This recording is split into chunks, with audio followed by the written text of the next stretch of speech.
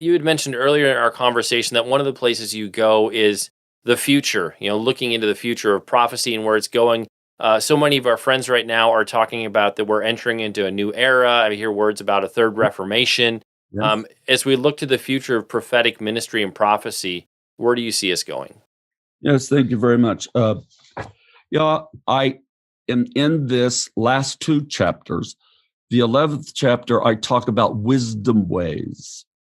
So I would really commend to people to not overlook that because we won't really be able to fulfill a gaze into the future if we don't stop and look and digest chapter 11 on the wisdom ways of God.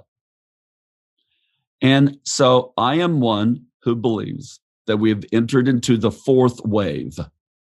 The first wave of the restoration of Azusa Street, Pentecost.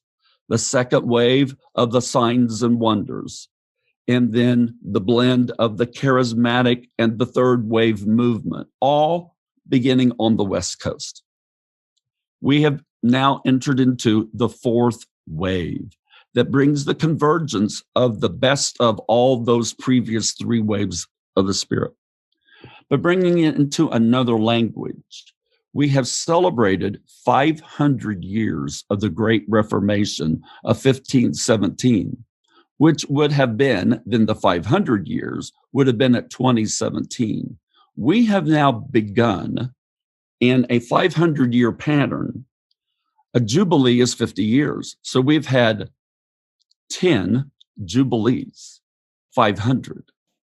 We're crossing the threshold into the beginning of what some would call it the Second Reformation.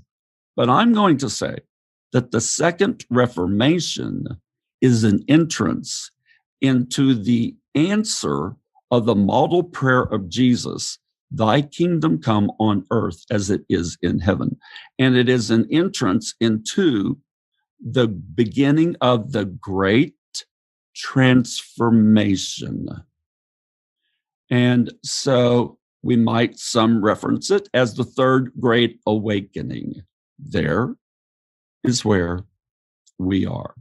It is where we are headed. The backdrop of darkness is always historically the best opportunity where light shines. So we're in the Isaiah 61-3 time, where darkness covers the earth and gross darkness the peoples. But arise, shine, a light has come and a light is coming. Where more than a billion soul harvest is right here, right now, in Jesus' name.